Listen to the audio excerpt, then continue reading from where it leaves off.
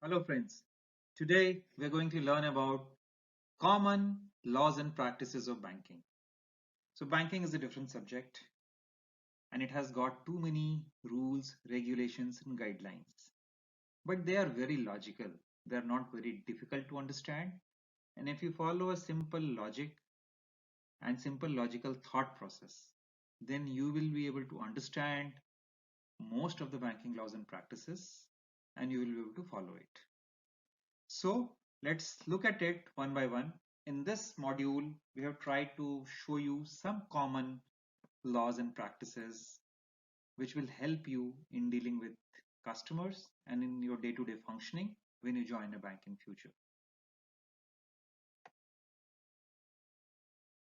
So these are some common laws and practices that we are going to talk about. So there are 9 such practices that we have identified, and these are from a point of view of importance and from a point of view of frequency at which it is used in banking. These are very critical. So there is a Banker Secrecy Act, obligation to honor check, deceased customers, that customers who have expired, what happens to their account, then TDS, then about non-resident accounts, order by government authorities, right of appropriation or set off, ombudsman law, and anti-money laundering law. Some of them you might be aware of, some of them you might have been hearing in media, newspaper, etc. And some of these may be new to you. But let me repeat to you, these are not very difficult to understand. All you have to understand is the concept behind it, the thought process behind it, and then go through it. And in banking, be very careful. If you have not understood anything, there is no need to take an action immediately, right? So what you need to do is, if you have not understood when you are working and you have not understood the case properly, you need to take a break, go to your seniors and take their views, take their suggestions. Because most of the things, most of the frauds or most of the mistakes in banking happens when people are in a hurry to do the work, right? So this is one thing one has to be very careful about. All the banks are linked to each other and there are government agencies who are looking, inspecting, checking, monitoring bank accounts. So it's not like any other business which is set up in isolation. It's like a business which is legally monitored, and therefore it's important that you understand the importance of this. Importance: banking transactions and services are very sensitive from both economy point of view, from secrecy point of view, from government's revenue point of view, from money laundering point of view. So one has to be very careful. Second, any mistake can create lots of trouble for bank and the staff also, the person who's committing the mistake. So in bank, when you join a bank, whatever actions you do in a bank, a record is created. Who's done what, right? So it can be identified. For example, you give a statement to somebody or you issue a checkbook to somebody. That record is created in bank system. But who issued this and who gave it to whom? So there is a record.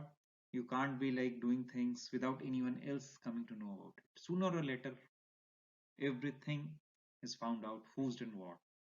Therefore, it's important that we understand the rules regulations and act practically, act according to the rules regulations. And if we are not careful, then customers can complain to senior management, complain to RBI, complain to media, and all these things are not good. And frauds can also happen. If we are committing mistakes or if we are overlooking certain things, frauds can also happen.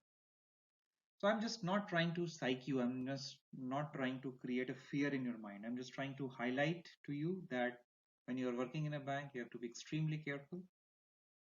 And it's not very difficult, let me repeat it, but you have to be diligent.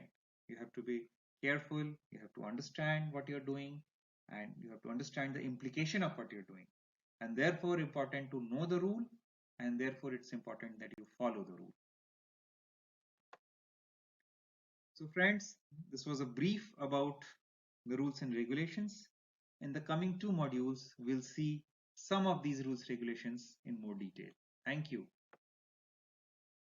Friends, let's now look at a few common banking laws and practices in some more detail and try to understand them so that you are able to function properly in a bank branch. So let's start with the most common and fundamental law of banking, which is called Bankers Secrecy Act. Bankers Secrecy Act says that bank has to keep customers' account and transaction details as a secret. That means the transaction detail and customer's account detail both. When I say account detail, that means the name, the address, the PIN code, anything related to the account, the nominee's name, the joint holder's name, and transaction details. What's the balance in the account, what kind of transactions are happening, etc.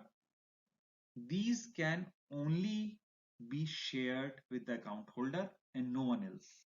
So bank has to keep this a secret. Bank has to keep its systems and policies and processes in such a way that no third party, even if that third party is a family member, nobody should be given details about this, except for some government authorities about which we'll see in the later clause. But if you remove the government authorities, nobody else has the right to know about customers' accounts details. Not even to husband, not even to wife, not even to parents, not even to kids, nobody. Nobody you have to divulge. Only scenario in which it can be divulged when the customer himself gives an authority to bank to share his account information with somebody else. And that authority has to be on record in writing with customer's proper signature. Then only you can give it to somebody else.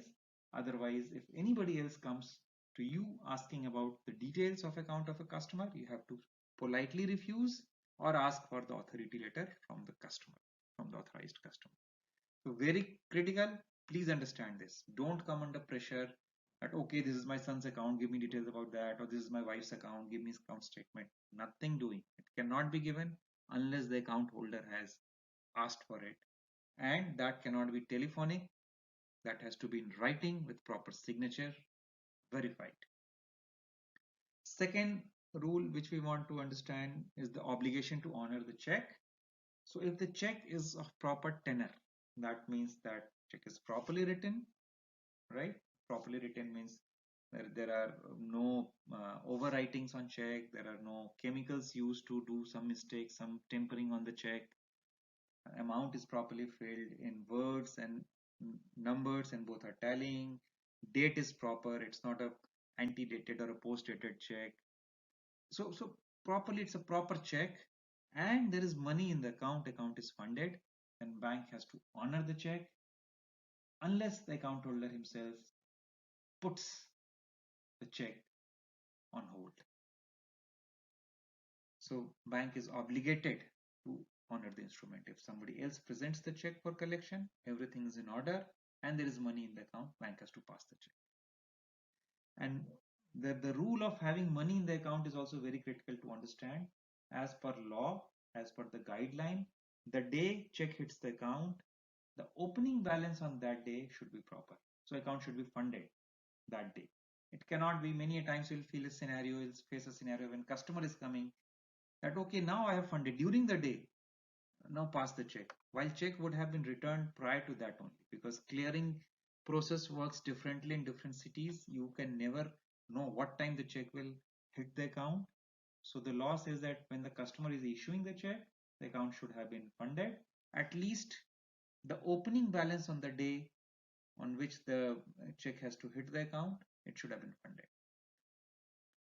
And the check return reason, if the check has been returned, please be very careful. While you can, if customer comes asking for it, while you can check and in good faith taking help of your seniors, you can give the reason, but the proper reason is to be given by the clearing team. They maintain a record and they give it in writing, because this check return reason can be used as a legal remedy against the check issuer. So be careful. You from your side should not be giving any such check return reason in writing to anyone. Let it be handled by the person who's returning the check. So be careful about this. Deceased customer, there are many customers who may die while having a bank account. So the rule is that account needs to be blocked immediately. Even if the bank comes to know, the rule is so strong that even if banker reads in newspaper that so and so person has died, he has to block the account. And no transaction should be permitted after the death of the person, of the account holder. And then what happens in the account of the deceased person's account? There are different rules, regulations for this. If there is a nominee, there is a different rule. If there is no nominee, there is a different rule. For a legal heir, there is a different rule. So you'll have, for a small amount, there's a different rule. For a larger amount, there is a different rule. So you'll have to be aware of this. And whichever bank you join, please go through this rule regulation and then accordingly act. And as I have been repeatedly saying that if you do not understand, go to your supervisor and ask, take help. A very critical rule is related to tax deducted at source, popularly known as TDS. So on fixed deposits kept in a bank, TDS rule is applicable, and which says that if interest in a particular year is more than 10,000, then TDS will be applicable to the entire interest amount. So suppose a person has getting 12,000 rupees interest in a year. So on the entire 12,000, bank has to deduct TDS as a tax, and which gets deposited in government's account, and a certificate to the same amount deposit tune is issued to the customer. Now, if you have submitted your PAN ID and PAN number to the bank, bank will deduct TDS at the rate of 10%. And if it's not been submitted, it will be deducted at the rate of 20%. In the FY 2018-19, the budget has proposed that for senior citizens, this 50,000 limit is increased to 50,000. This 10,000 limit is increased to 50,000. So senior citizens, for them, the TDS will be deducted only if the interest income will be more than 50,000 in a financial year. Customers can, if their total income is not taxable, for example, if limit is say 2.5 lakhs, and if the total income of customer is less than that, then they can give a declaration to the bank, which is called 15G form. And for senior citizen, there is a different form, which is called 15H form. And they can request the bank that please don't deduct my TDS. So if bank has received 15G or 15H, then bank will not deduct the TDS on those fixed deposits. So they have to specifically mention the names or the number of the fixed deposits for which TDS is not to be deducted. The rule is that every month or every quarter, whenever tax is deducted, bank deposits the money in government's treasury. So typically the 15G or 15H has to be given prior to the money is deposited in the bank. If bank has already deposited, then banks will not refund you the TDS amount. Then they will only give you the TDS certificate at the end of the quarter, and if the TDS, and then customer can go and file a return and claim this amount back. So one is to be very careful that bank is only liable to not deduct TDS from the date of receiving 15G and 15H. So if TDS has already been deducted till that day, that is deducted, that will be deposited. In savings account, there is no TDS, but interest up to rupees 10,000 is tax free under section 80TT, and that's a rule. Just a rule I'm sharing with you because many customers may ask. Savings account interest is also taxable, but there is no TDS.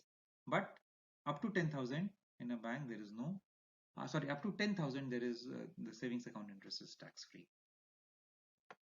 So friends, I hope you have understood these rules regulations. You may want to read a little bit more about this when you join a bank, or you can do some research on Google and may inquire a little bit more about this. But prima facie, whatever I have told you till now, if you understand that, you'll be able to service your customers. Thank you. Friends, let's look at some more common laws and practices of banking. Now let's look at rules related to non-resident accounts, also known as NR accounts. So very basic, logically, the NR accounts can only be opened by NRIs and not by resident Indians. And at the same time, extending the same logic, an NRI can only have an NR account. He can't open a resident account. So a person cannot have both the statuses, he can have only NR status, either NR account or resident account.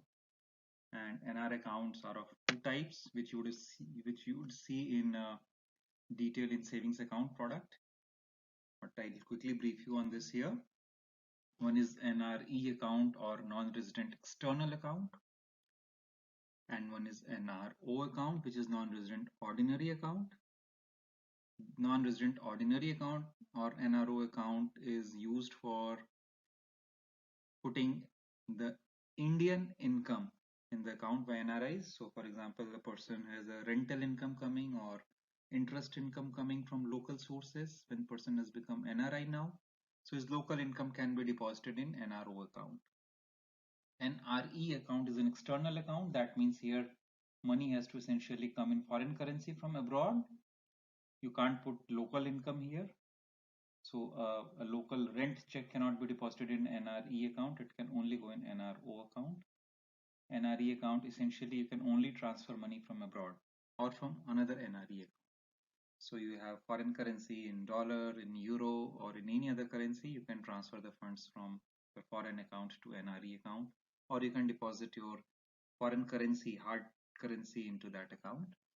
NRE and NRO account both are maintained in Indian rupee. That means that even if you deposit a dollar in NRE account, it will be converted into rupee, and then the balance in the account will be in rupee. It won't be in dollar or any other foreign currency. So this is the basic about these two accounts. NRE account, there is no TDS. And NRO account, there is a TDS at the rate of 30%. And you can repatriate. That means you can take back the money abroad from NRE account. From NRO account, only the interest portion can be taken away. And for if you want to take the principal, etc., then there are different rules and regulations for that. But commonly, if this is much, this is what you should understand. Then we come to order by government authorities. So we saw in the Bankers Secrecy Act that only the customer is allowed to you are allowed to share the customer's account details only with the customer and nobody else. But government authorities like police, CBI, income tax, court of law, etc., and other departments can issue orders. Order can be related to anything. It can be like blocking the account. It can be about the information from the account. It can be about giving some payment to government from the account. All those things is possible. For example, a person who is not paying tax, government can issue an order that from his account so much so can be transferred as a tax to government's account. So that's how. Or government can say that block the account, no transactions to be allowed, no debit transactions to be allowed in the account. Or government can simply say that you just give me an account statement of this account. So all these things are possible. You, while working in a branch, will face such situations where government agency people will come with such requests. So best thing to do is to take this request to your supervisor, your seniors, your branch manager or operations manager, and let them handle the case. You should not be acting on such case on yourself, by yourself. So it has to be done under the supervision of your seniors. And always take the order in writing. There is no verbal order in banking. So take the order in writing, the person who has issued the order, his name, his signature, his designation, and the proper stamp should be there. So be careful about these things. Then we look at right of appropriation or set off. This means that if a person has taken loan from a bank and is not repaying the loan, but in customer some other account there is money lying, then bank has the right to either appropriate that account, take that account, the money from that account, or set off to the tune of the loan outstanding. So banks can very much do that. So you may receive complaints or customers coming to you and saying that like this credit card outstanding is there, but your savings account there is a debit. How can bank do that and all? So it's allowed by the law, and bank can do that. There is a proper notice system, etc., which needs to be followed for doing this. And when people take loan, they confirm that they have understood this, and bank can do that. In such cases, again, as I advise, anything which you do not understand, you can tell the customer or take the customer to the supervisors for further guidance. Then there is a banking ombudsman law. So, ombudsman law is basically created for helping the customers getting proper resolution of their complaints. Many a times, each bank has a complaint hierarchy. So you either complain to the branch, and then they go to higher ups in the bank. They can complain to this managing director or a senior compliance officer in the bank. But still, if they are not happy with the resolution given by the bank, they can approach the banking ombudsman.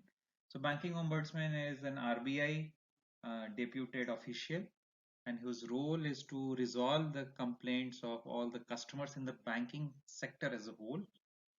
And if any customer is not satisfied with the resolution given by any bank, they can approach the banking ombudsman. Banking ombudsman will ask the respective bank to give proper service to the customer.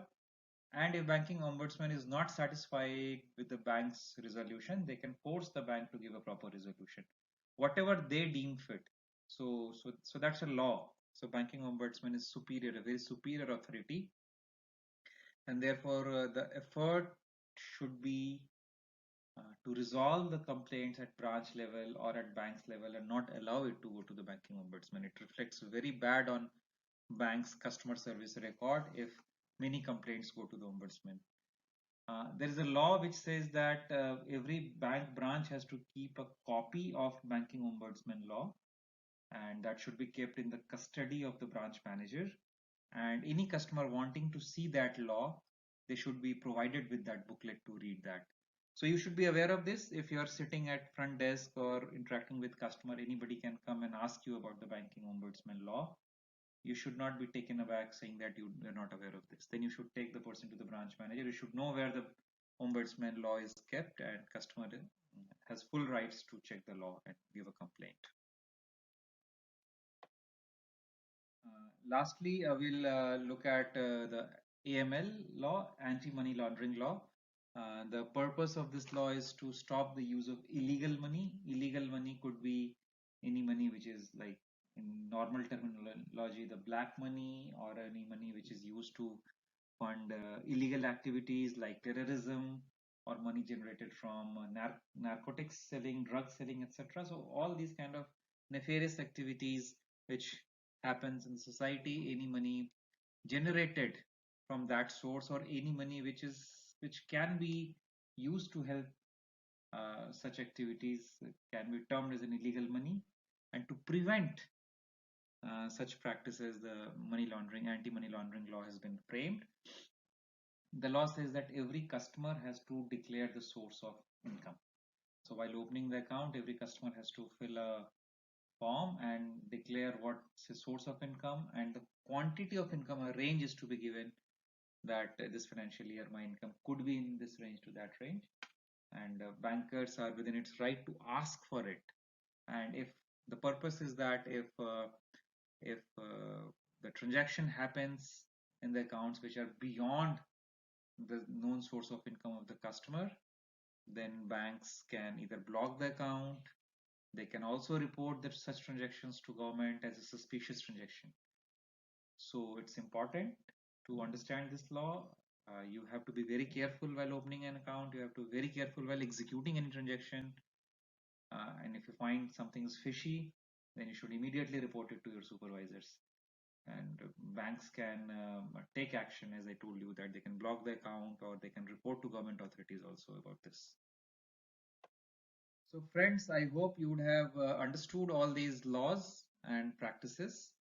And the more you work in a branch, the more you will understand about these, and you have to be extremely careful and sensitive about this. Please do not break the rules, do not break the regulations. If you do not understand anything in banking, go to your supervisor and take their help. Thank you very much.